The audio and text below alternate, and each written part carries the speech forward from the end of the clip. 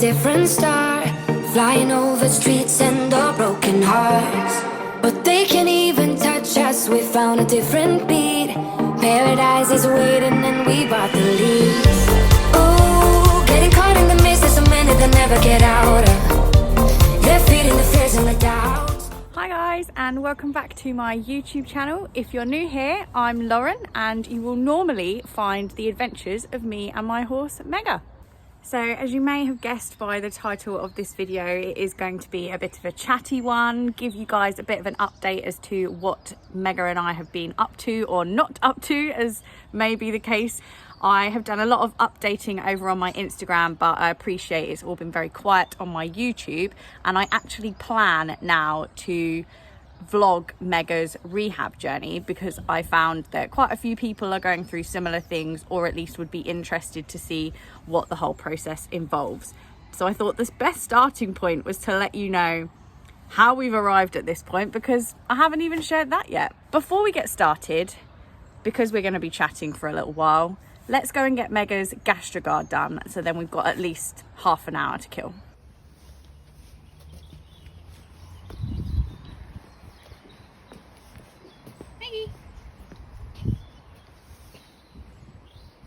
GastroGuard time!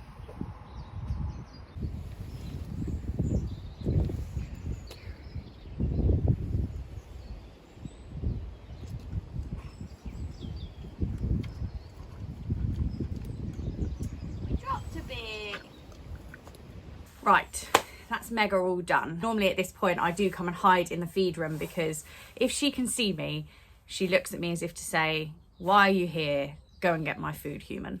Let's start at the very beginning. Do you know where that song's from? Yeah, let's start right back at the beginning, shall we? So let's go back to probably October, November time. So the last proper competition Mega did was the arena eventing, which there is actually a vlog for, so I'll put the link in the description below.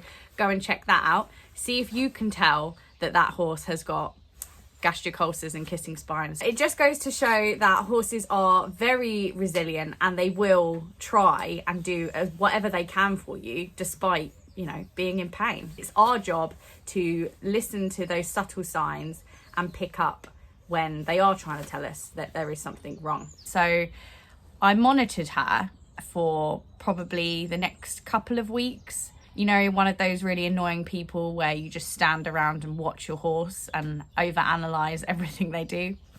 That was me. Yeah, I made then a list to send to my vet. I noticed that, yeah, she was swishing her tail more than normal. When you groomed her, she was quite sensitive, particularly over her abdomen area and across her back. She would not do anything. She would never kick me or try and bite me or anything, but she'd swish her tail a bit more. She would sometimes stand like wonky with her back legs, like as if she was trying to distribute the weight a bit better, if that makes sense. She started cribbing a little bit more. She's always been a chewer. She is one of those naughty ponies that chews any wood.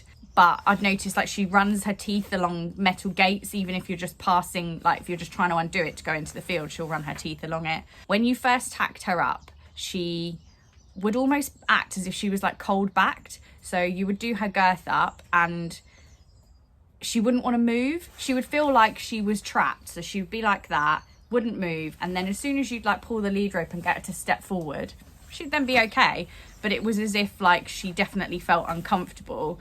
And then you'd get on her and she'd be fine. We had no like problems mounting.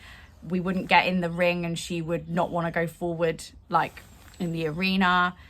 She still very much loved her job. Yeah, it was a bit of a weird one. And at the beginning, I felt like maybe I'm just looking for something that's not there. I'm glad I trusted my gut.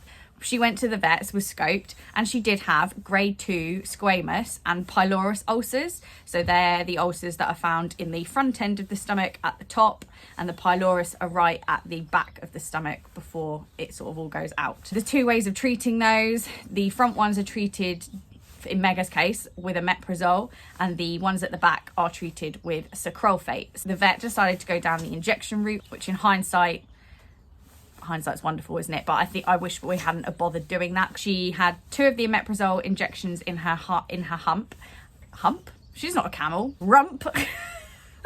It's really thick stuff. It's like a smoothie. It's disgusting. So to like get it in is really challenging, and Mega is not the best to inject anyway. Yeah, in hindsight, probably not the best way to go. The vet thought that that would be the quickest responsive way to treat her, and he only thought we would need 2 injections. Here we are, we still have ulcers.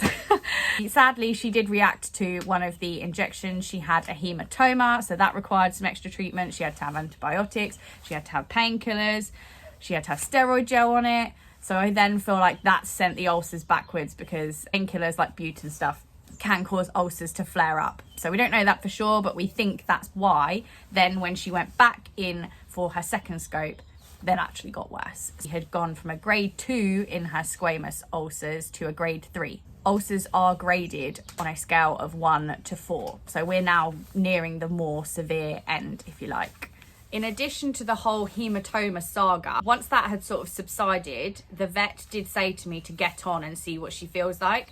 So I did get on. I'll insert a couple of clips here. She was so much worse. Like, I could not believe it. I had a horse who, yes, she was displaying signs that she was uncomfortable before she was first scoped, but now I had a horse that was essentially unrideable. Like, I couldn't take her to a competition. I didn't want to ride her. She was clearly very unhappy, pinning her ears back, shoving her head right up in the air, not wanting to go forward, really short strided, really swishing her tail.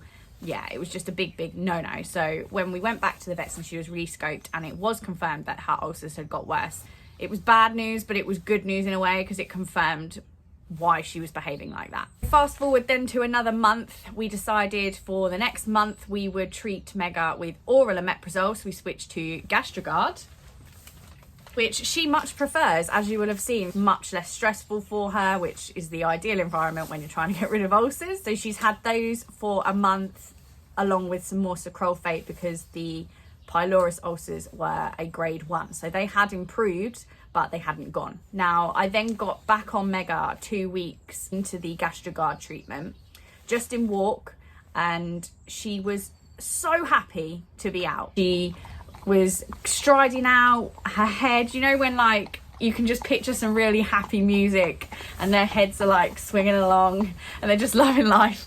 That was literally her. I was like, yes, I feel like we finally cracked it. Lauren, so naive. No, she was really enjoying it. So we took her out hacking a few times. I did take her in the arena once and she was fine. And then the following week I took her in the arena again after some more hacking. Again, still in walk. We haven't done anything exciting.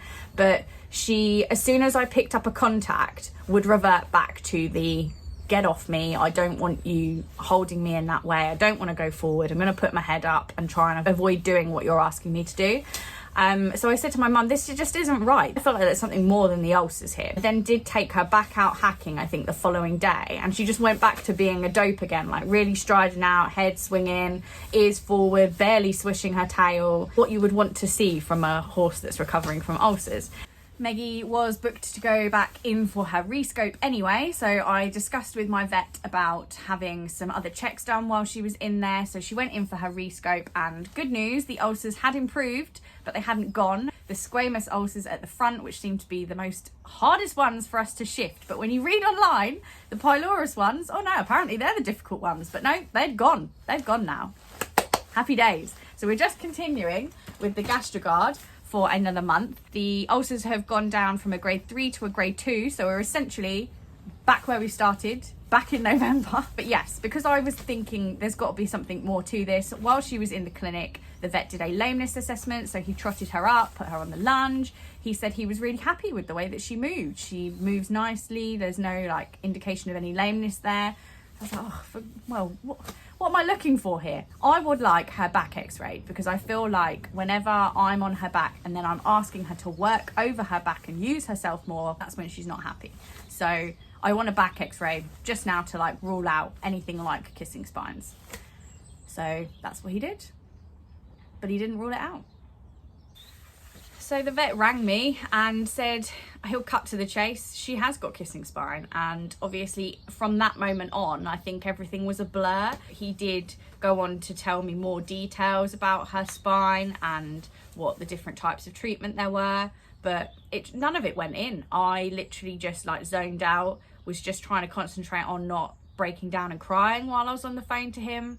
So I ended up having to just like make my way through that phone call, to be honest, and then ring him back when I was in a better headspace to actually take some information in. When I was told she had kissing spines, obviously I'd considered it, I suppose, because I had asked for the back x-ray, but you don't really expect that to become a reality, especially given the incredible year that horse has just had. Like, how can a horse go and win multiple British Riding Club qualifiers in different disciplines, go to championships, like be at the top of her game, and that is only her really first proper competition season, with a kissing spines? It absolutely blows my mind. That horse is an absolute saint. If she can compete and be at that sort of standard and go the way that she has for the last year, and she's actually not been 100% comfortable, imagine how insane she is going to be after all of this treatment and the rehab. That is what I am now like focusing on and thinking forwards to,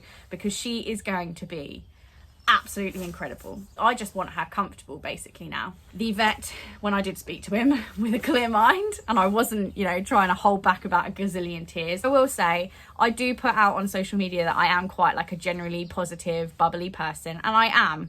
But when news like that, in this situation, I'd had the ulcer news and the ulcers weren't going anywhere. I found that quite like disheartening and frustrating. And if I haven't got a light at the end of the tunnel, I then find it difficult to be positive. If I know an answer and I know there's a plan there, then I can be positive. So I'm in a much better headspace now that I know Mega and I have got a plan, we know what's wrong with her, and we can work towards making her comfortable. Short interlude for breakfast time.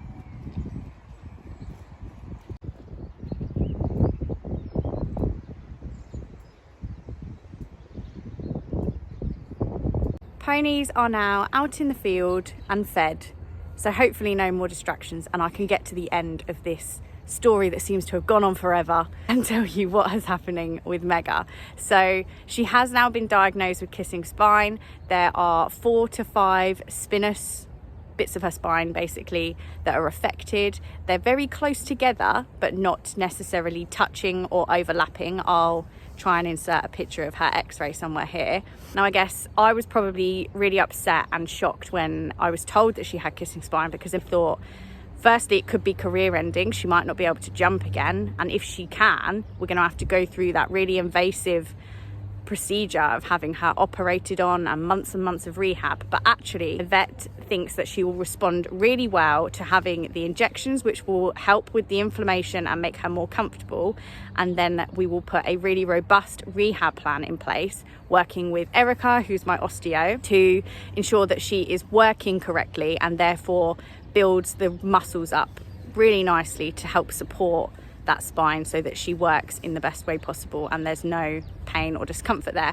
And if that's managed in the right way and continuously, it's not going to be just a short-term thing, then fingers crossed she should be much more comfortable and able to continue as she did before, possibly better. That's the plan. So Erica is actually coming up this weekend to give Mega her first osteo treatment since her injections. So I will be vlogging that. We will be talking as well through my rehab plan, so I hope I'll be able to share that with you too. If you guys have enjoyed watching this, getting up to speed with everything that's happened over the last 3 months or so, and you would like to come along for the journey, then make sure you hit that subscribe button. Until then, I shall see you very soon. Bye guys.